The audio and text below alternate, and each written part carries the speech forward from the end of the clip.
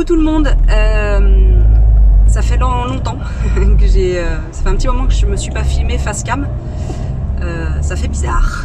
J'espère que vous allez bien, que vous vous portez bien. Je reviens vers vous en fait pour une vidéo pour vous parler de mon anniversaire, enfin pas du mien en tout cas, de mon petit estomac. Ça va faire un peu plus de 2 ans que je me suis fait opérer d'un bypass. Je vous invite à aller voir ce que c'est un bypass. C'est une opération visant à réduire l'estomac, pour réduire l'appétit, pour pouvoir perdre une quantité non négligeable de kilos. Moi, j'en ai perdu plus de 60. Je suis partie d'un poids de 124,7 et je suis à 64 kilos et des brouettes. Voilà.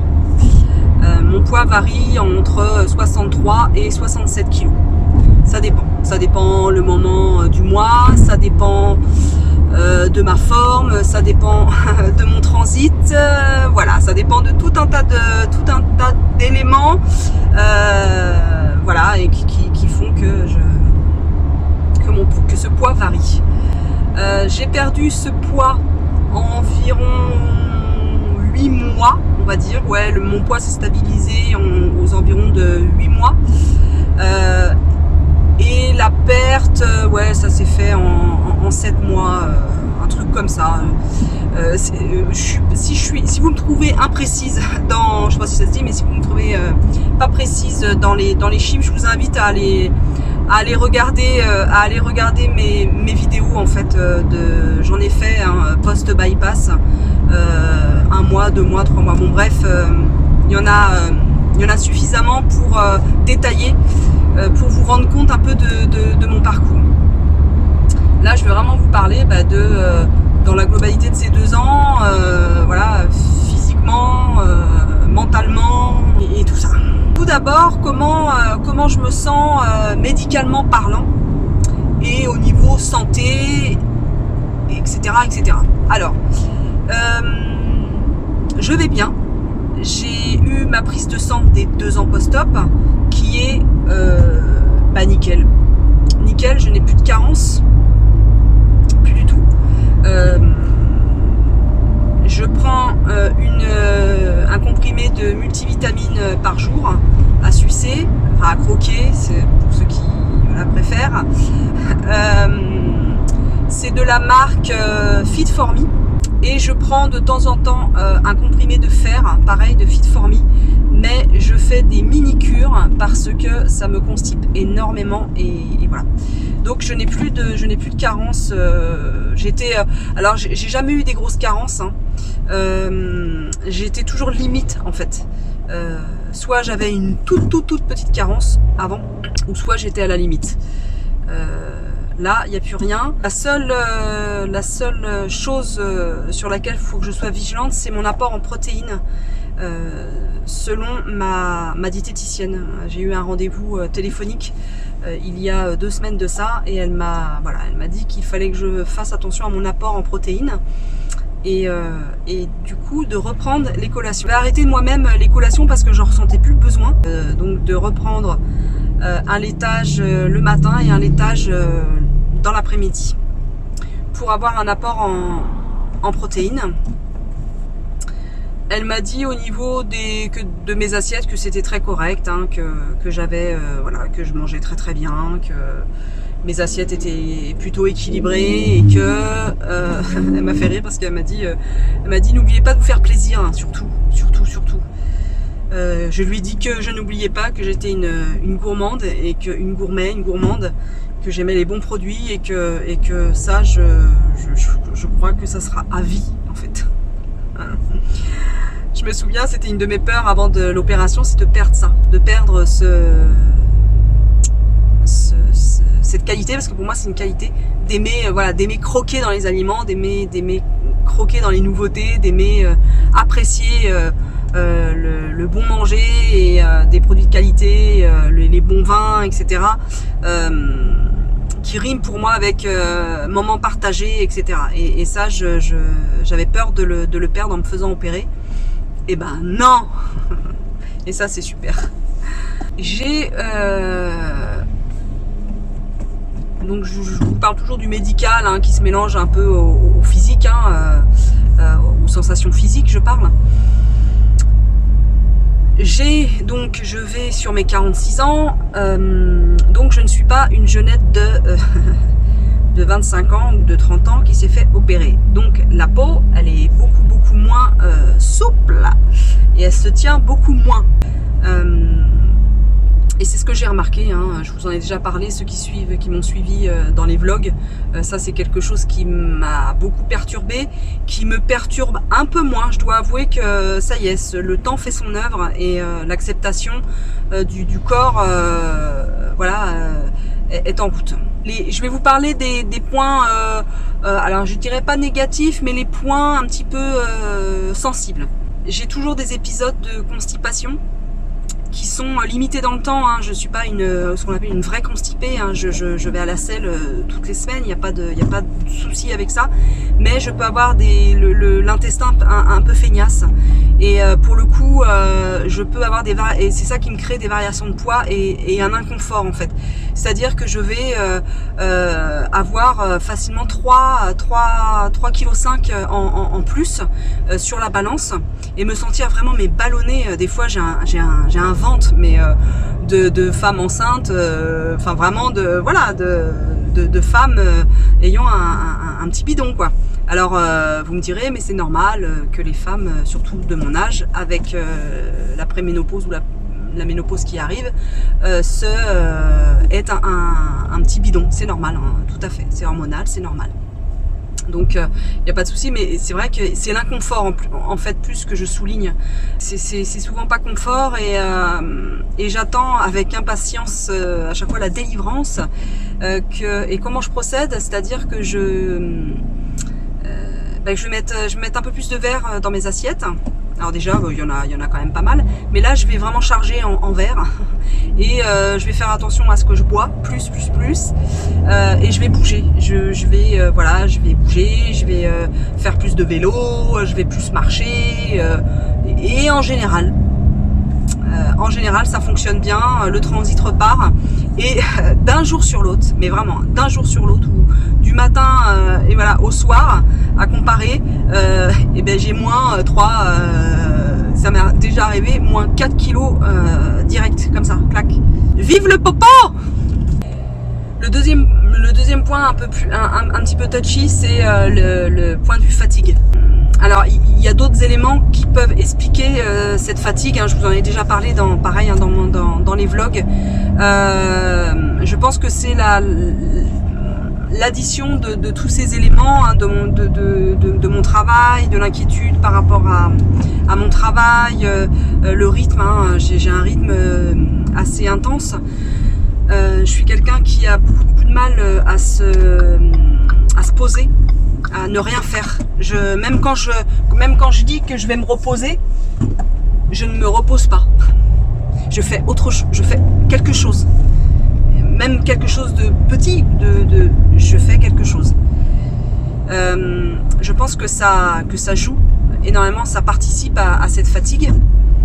Mais je pense que ayant quand même regardé pas mal de chaînes qui parlent de bypass, etc. et de sleeve, de gens qui se sont fait opérer, ça ressort quand même cette petite fatigue un peu lancinante qui est là, etc. Moi je croyais vraiment que c'était parce que j'avais des carences. Je m'attendais vraiment à une prise de sang qui montrait vraiment beaucoup de carences. Ben non. Je pense que je dois vraiment faire attention à, d'une part, pour atténuer cette fatigue, à prendre mon temps pour manger, parce que je me suis rendu compte que le bypass fait moins son œuvre, hein, fait moins son travail de limitateur au niveau des repas, hein, quand on prend une bouchée de machin. Donc il faut vraiment psychologiquement, pendant les repas, s'arrêter, poser la fourchette, mâcher au moins minimum 15-20 fois une bouchée, etc. etc. C'est extrêmement important. Pour moi en tout cas c'est extrêmement important. Ça participe au confort et ça participe à moins dépenser d'énergie. En tout cas la partie bypass qui contribue à nourrir cette fatigue en fait. Ce qui est bien aussi pour moi, c'est vraiment de s'écouter quand je ressens cette fatigue, se reposer, mais vraiment, c'est-à-dire aller m'allonger, ne serait-ce qu'une demi-heure, mais ne faire que ça, c'est-à-dire éteindre le portable ou le mettre dans une autre pièce, ne faire que ça, voilà. Et ça, je m'évertue, j'essaie de tendre vers ça. Le fait de ne plus vlogger en ce moment m'aide aussi. Même si ça me manque terriblement de ne pas vlogger, mais j'ai vraiment besoin de ce temps où je suis rien qu'à moi en fait. J'ai besoin de passer du temps de moi, les clignotants, de moi à moi. Et ce qui peut aussi participer justement à des temps de repos, de vrais temps de repos, de vrais temps de rêve, de rêverie. J'ai arrêté un peu de rêver et ça c'est important pour moi, le rêve, l'imaginaire, etc. Prendre du temps aussi pour écrire, pour dessiner n'importe quoi d'ailleurs, je dessine n'importe quoi, j'écris n'importe quoi, bon bref, faire des choses futiles mais qui sont tellement dans la construction de son être, de son soi intérieur. Je sais pas si je me fais bien comprendre, mais enfin voilà. Et ça aussi, ça peut réduire la fatigue et puis voilà, puis respecter le rythme de son corps, quoi. Arrêter de vouloir toujours plus et ne pas s'écouter, quoi. Ne pas s'écouter, ça. Je suis rendue à un tel état de fatigue qu'il faut absolument que je stoppe et que je me dise, hey, t'es pas Superwoman, quoi. C'est pas possible. Je suis pas un poulpe, je suis pas un super ordinateur. Il faut vraiment que je fasse preuve d'humilité à ce niveau-là et que je m'écoute. Et puis aussi médicalement, et puis ça comprend aussi la nourriture, l'alimentation, prêter attention aux aliments que je consomme. Préférer des aliments qui sont pleins de nutriments, qui sont vivants en fait. Une alimentation vivante, ça permet de se sentir mieux. Ça permet de prendre de l'énergie, de se nourrir correctement, permet au corps d'être plus vaillant. Et ça, vraiment, j'y crois. Vraiment, j'y crois. Donc là, je suis en train de me renseigner sur tout ce qui est graines germées aussi, qui sont très protéinées, et sur les différentes huiles aussi. Des huiles, ça je vous en avais déjà parlé, alors, mais je l'ai jamais mis en place en fait, j'ai jamais pris le temps. Donc ce temps, voilà, que je ne passe plus par exemple à vlogger, à monter vidéo, enfin voilà, ce temps peut me permettre voilà, de faire des recherches au niveau de tout ça, de choisir des aliments vivants et nutritionnellement très intéressants. Sans oublier le bon, il faut que ça soit bon aussi, je veux pas manger des trucs dégueulasses, moi ça m'intéresse pas. On va parler du physique, mais du physique plus sportivement parlant. Oh les mots alambiqués de Maud. Sportivement parlant, alors j'ai eu justement, à cause de cette punaise de fatigue, plus envie de me bouger, plus envie de faire de sport, plus envie de faire de l'activité, enfin moi c'est de l'activité physique, je suis pas une luberlu du sport, moi. Moi, j'aime bien m'éclater à faire du sport. Il faut que ça soit amusant, il faut que ça soit un plaisir. Si c'est pas un plaisir, je veux pas faire. Voilà. C'est simple, Ça y est, depuis un petit moment quand même, j'ai repris le vélo, à aller au travail à vélo. Mais c'est pareil, je m'écoute quand l'énergie est comme ça. Je ne vais pas en vélo. Pour ceux qui ne me suivent pas et tout ça, régulièrement j'ai donc loué un vélo électrique au niveau c'est la région de ma région qui propose ça. Donc je loue au mois un vélo électrique et je vais au boulot avec, et donc j'ai 45 minutes de trajet pour aller à mon travail. Et ce que je fais, parce que moi j'aime bien l'effort quand même, je me rends compte, physique, j'aime bien l'effort physique, je mets tout au minimum, c'est-à-dire que je mets la vitesse caisse électrique au minimum, tout au minimum. Et des fois même je mets pas. Quand c'est vraiment plat, je ne mets pas. Donc du coup j'ai le poids du vélo à pédaler, etc. Et ça me fait quand même, je serre mes abdos, etc. machin. Donc ça me fait travailler quand même parce que j'ai régulièrement les abdos qui se manifestent. Donc c'est cool. C'est très très cool. Voilà. Et puis de temps en temps, je vais courir. Alors pas toutes les semaines. Je pense que je vais courir 2 à 3 fois par mois. Mais ça me suffit. Je suis contente. Je fais entre 3 et 4 km, des fois moins, mais tant pis, c'est pas grave. Sur ça, j'ai pris beaucoup de recul vis-à-vis de la performance. Non, je fais avec l'énergie que j'ai, avec l'envie que j'ai, voilà. Pas de je me mets plus la rate au courbouillon, ça par contre c'est acté, c'est ok, voilà. J'aimerais bien, j'ai des souhaits de reprendre la danse intuitive. Vous savez, je me suis filmée déjà sur Instagram notamment. Je mets une musique et je danse pas forcément au rythme de la musique, mais avec ce qui me vient dans le corps, dans le cœur, dans l'âme, de ce qui sort, quoi. Les mouvements ne vont pas forcément avec le rythme de la chanson, c'est vraiment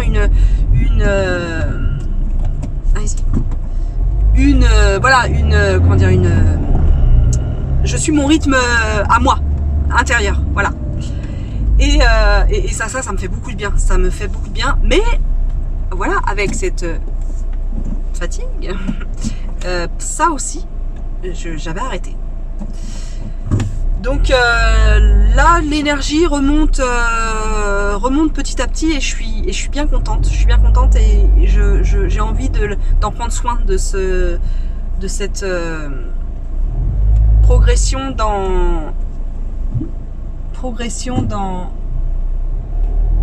d'énergie. Dans l'activité physique aussi, je le mets là-dedans. C'est donc comme vous le savez, mon amoureux a une moto maintenant. Et donc je monte derrière lui. On a fait deux voyages en moto, donc en baie de Somme, et puis je vous mets, si j'y pense, le petit là par là, là ou là, en baie de Somme. Donc on y a été en moto et on a été aussi en Charente-Maritime, donc c'est des trajets quand même assez longs, mine de rien, et ça c'est physique, je peux vous le dire, d'être passager en moto. On fait vraiment travailler les jambes, bonjour, tout ce qui est périnée, ventre, etc. aussi, parce que pareil là j'ai des courbatures à ce niveau là. Ça fait travailler la souplesse parce que t'es quand même de nombreuses heures quand même les jambes écartées, dans un angle des fois qui est pas forcément naturel, voilà. Et au niveau du dos, j'essaie de me tenir assez droite. Bon bref, et mine de rien, eh bien ça fait travailler le corps, quoi, hein, vraiment. Ça reste très ponctuel, on est d'accord, mais ça participe. Et toujours à mon travail, hein, je suis amenée à porter des cagettes, un peu moins depuis quelques temps, mais quand même, je suis souvent debout, je marche, alors je marchote, oui c'est clair, mais je reste quand même physiquement active.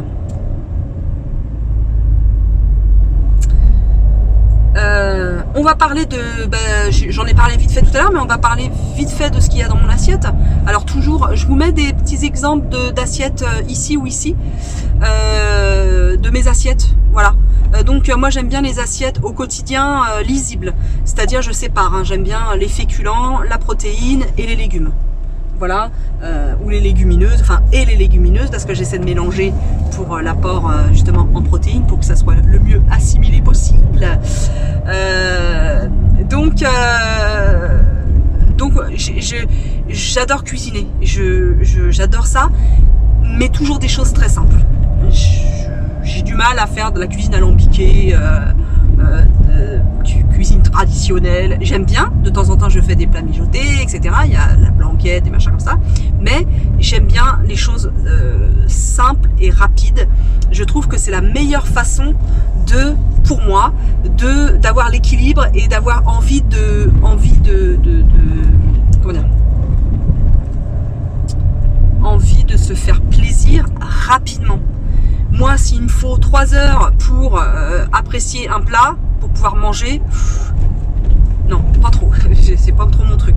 Par contre, si en une demi-heure, mon plat est prêt à déguster, prêt à manger, eh bien, tout le long de la semaine, je peux me faire plaisir et manger équilibré en même temps. Faut pas se mettre des contraintes aux contraintes. Non, c'est pas ça. Donc faut se faciliter la vie.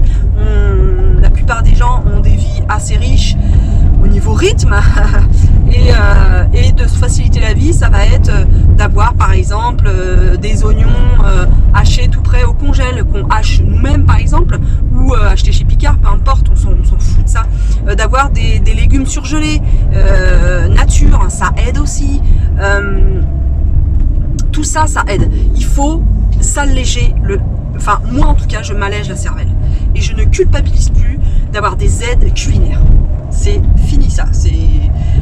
Non, j'ai envie de bien manger.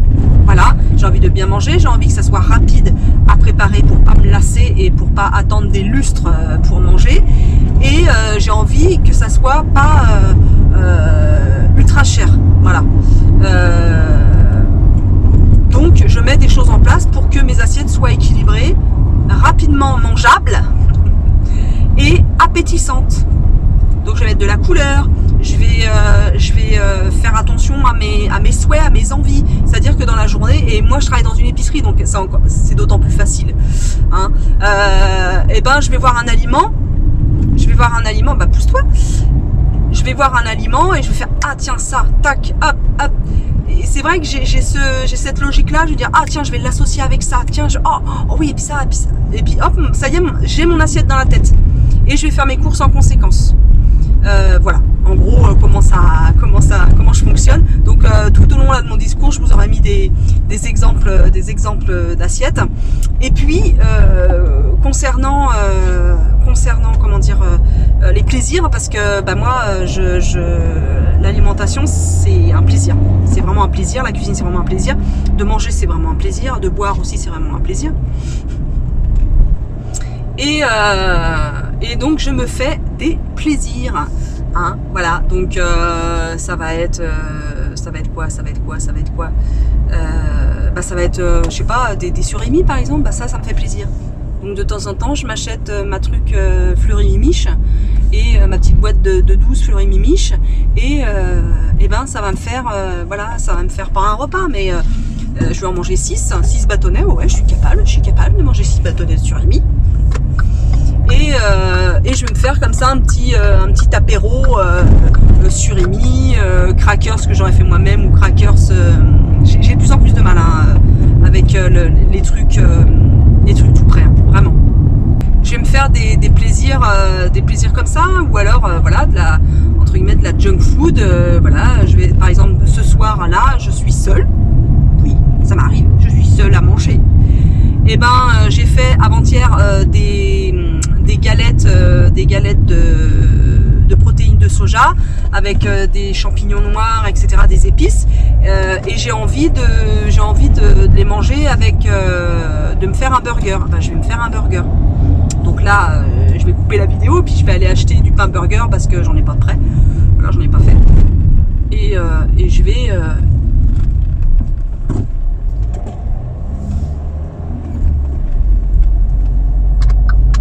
je vais bien manger. Oh tiens, je vais y aller à pied, tiens. Je vais poser ma voiture et je vais y aller à pied, ça sera mieux. Voilà, donc ça va être avec voilà une des crudités, voilà, tout simple. Ça va être tout simple.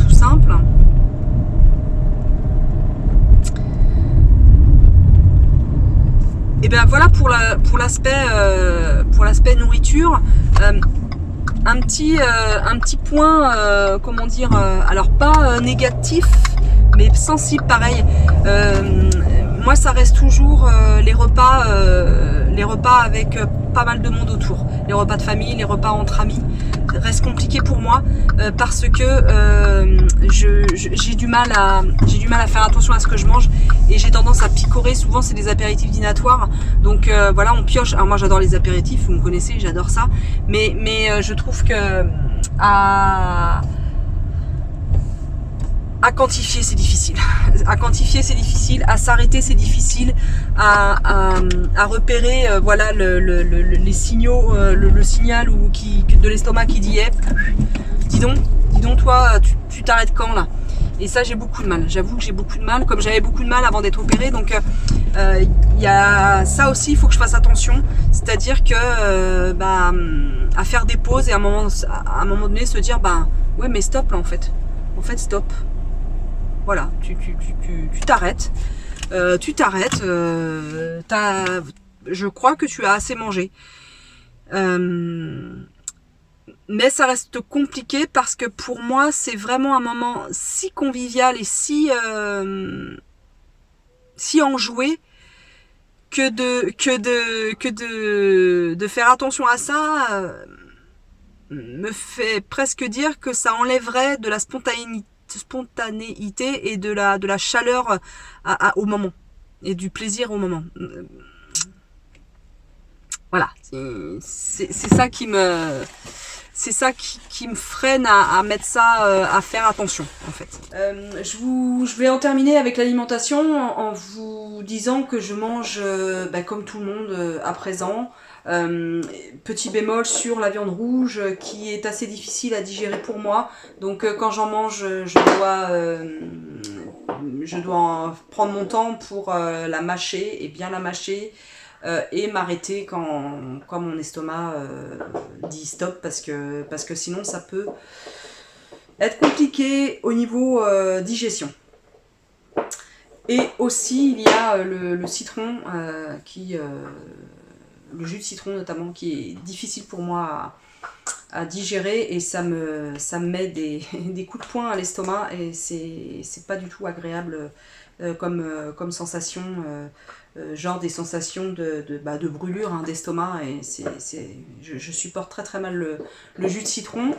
Passons au ciboulot parce que mine de rien c'est 80% de la réussite je trouve en tout cas moi de ces opérations.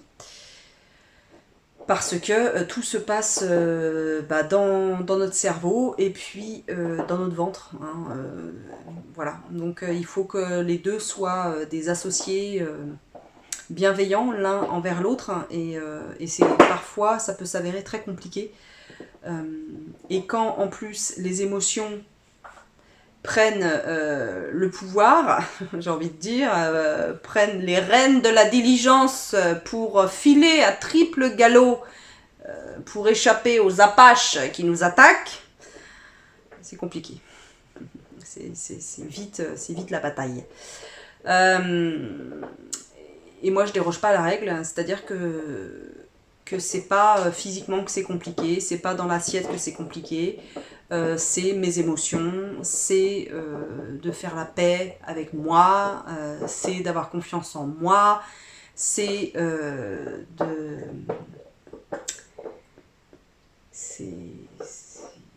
c'est compliqué. Je suis émue en fait. Je suis émue parce que ces dernières semaines, même ces derniers mois, ces 3 derniers mois ont été un petit peu complexes pour moi. Vous l'aurez, pour celles qui me suivent régulièrement, vous l'aurez remarqué. Avec cette fatigue mentale qui m'a mis un peu le genou et voire les deux à terre.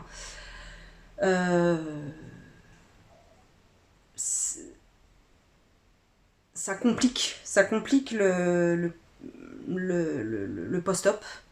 Si vous voulez, pour être clair, ça complique pas, je prends pas de poids, je me sens bien. Je me sens bien dans mon corps, à peu près. J'ai pas de comment dire de grosses difficultés. Si je me reprends à 3 fois pour cette partie. C'est toujours le psy le plus compliqué chez moi. En fait, pour être franchement honnête avec vous, c'est dans ma tête, c'est compliqué. Voilà, c'est compliqué, je suis quelqu'un de compliqué, qui rumine souvent, je me pose 1000 questions à l'heure, Je suis pas à l'aise dans mes baskets, j'ai peur de quasiment tout dans la vie.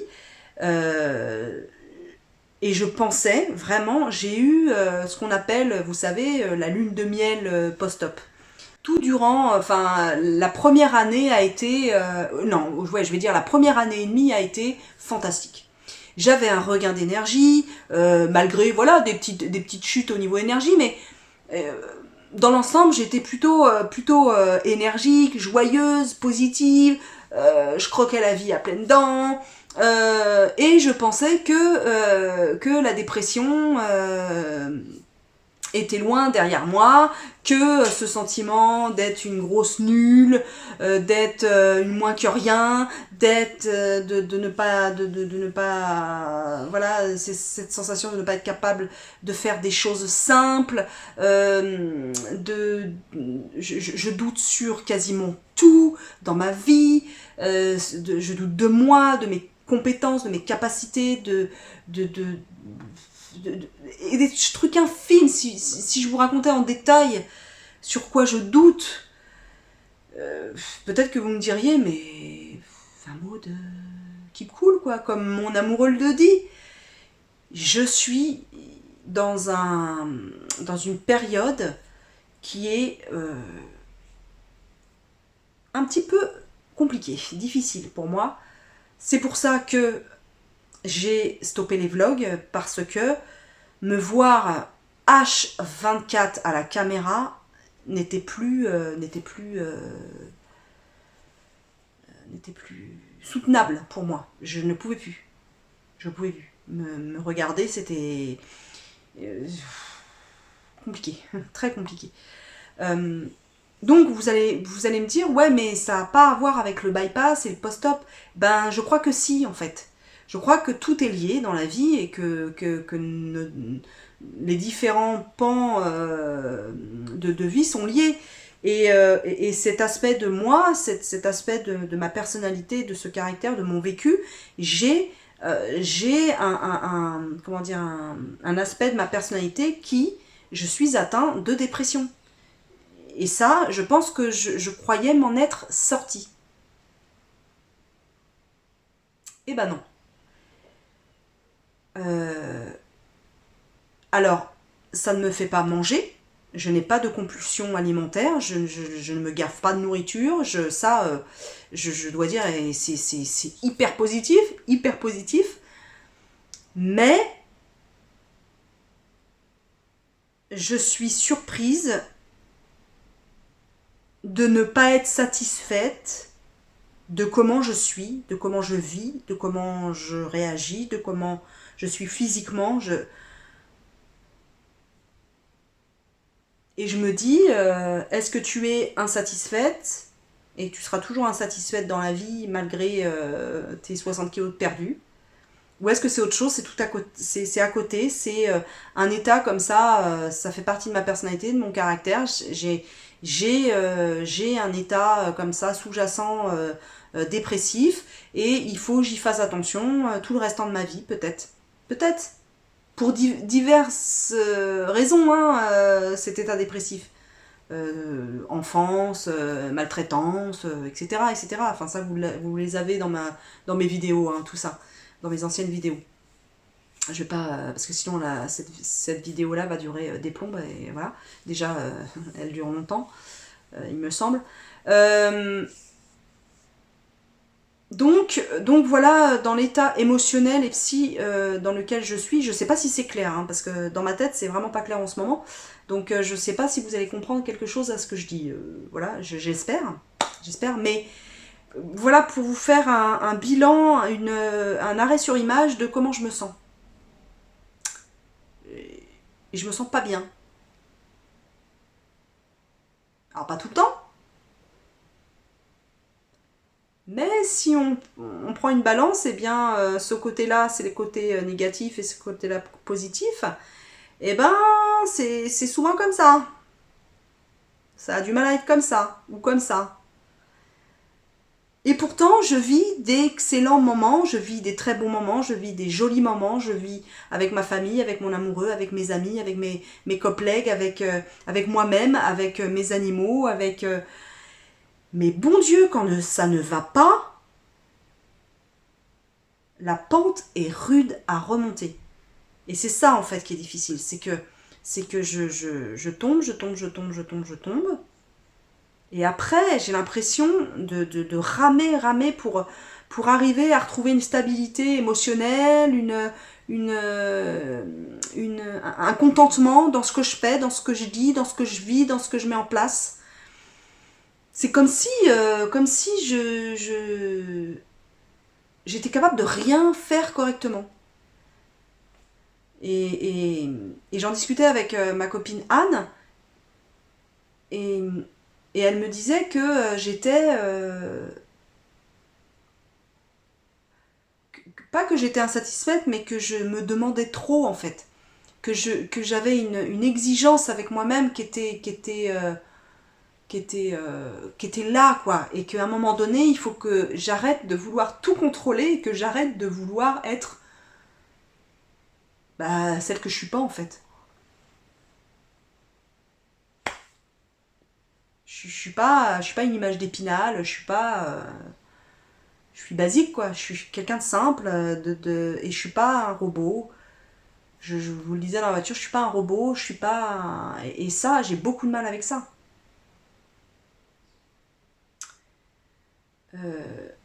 Et sur des petites choses du quotidien, hein, je vais vous donner un exemple très simple. Tout simple, mais con. Hier, je sers mon amoureux, voilà, j'avais fait un bon petit plat et tout ça, j'avais mis un petit peu de temps à faire parce que voilà, c'était des petits roulés de courgettes, donc voilà, faut prendre son temps pour découper les lamelles, c'est simple, hein, mais voilà, ça prend du temps, un petit peu de temps, et j'étais contente de mon plat parce qu'en plus, putain, c'était... Oh, ça, faut que je vous partage la recette, c'était divin, mais divin. Je l'ai mis sur l'Instagram, le visuel. C'était vraiment super et j'étais contente de mon plat. Et au moment de servir les assiettes, j'en ai mis la moitié à côté de l'assiette, en fait. Tout était...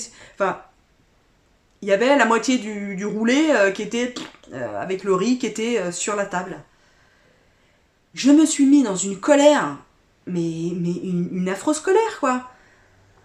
Et j'en ai marre, et je suis capable de rien, je suis une grosse conne, j'en peux plus de moi. Et ça prend des proportions, mais énormes, qui ne valent pas, ça ne vaut pas ça. De dire, oh, fais chier, j'en ai mis à côté, basta. Et ben non, moi, tout de suite, ça prend des proportions énormes. Et ça, sur beaucoup de petites choses comme ça du quotidien. Quelque chose va m'échapper, ça peut, voilà, je fais tomber quelque chose, ma journée ou ma demi-journée ou 3 heures peuvent être bousillées, mon moral peut être bousillé parce que j'ai fait tomber quelque chose. Je suis un peu malade quand même, enfin... Il y a le ciboulot qui tourne pas rond. Et ça, je n'en peux plus, quoi. C'est très énergivore. Et au niveau du mental et de la fatigue, et c'est plus possible, quoi.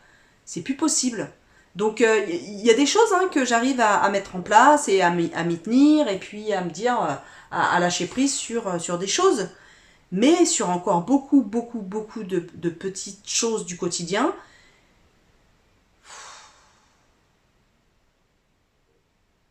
c'est compliqué, quoi. C'est extrêmement compliqué, c'est sombre, et j'en ai marre d'être dans le sombre, en fait. Ouais, j'ai envie que la lumière revienne et qu'elle illumine mes jours et plus longuement, en fait, dans la journée. Parce que c'est très énergivore, ce négatif dans ma life. Alors que j'ai une vie cool. J'ai une vie simple, cool. Et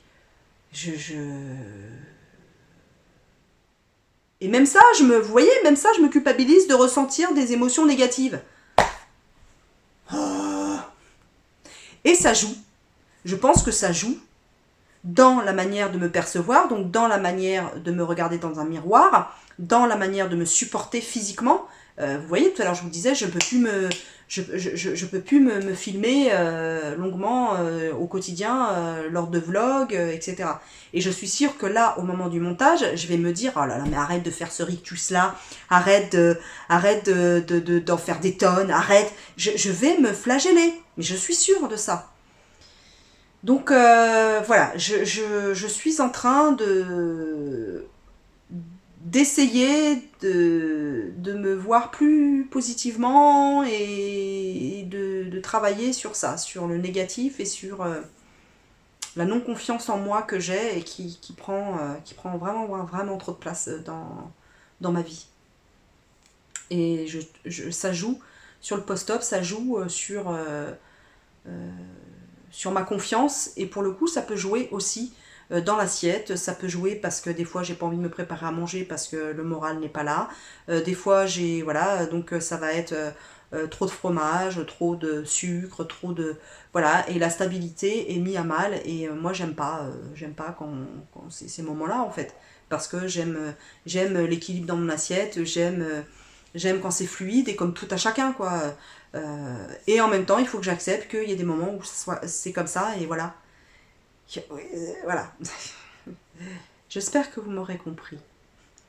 Et que je vais pas passer pour une... Voilà. Et encore, voilà. Et encore dans le contrôle, la nana. Et j'espère que je vais pas passer pour une folasse. Voilà.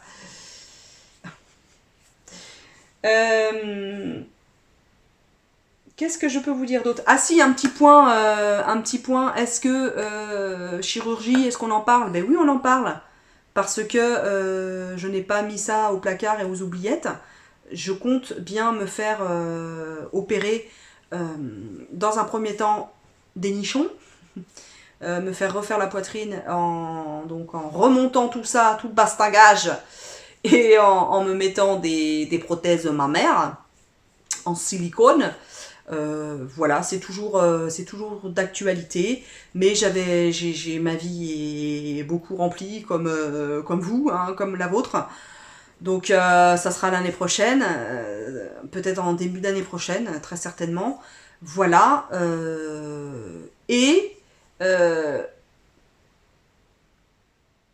Est-ce que je ferai ça dans la même année? J'ai envie de faire donc l'abdominoplastie, enfin un body lift. Voilà. Un body lift qui comprendrait les fesses aussi. Voilà, le ventre, retendre le ventre et les fesses.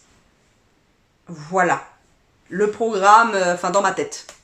Je pense être décidée, après m'être renseignée.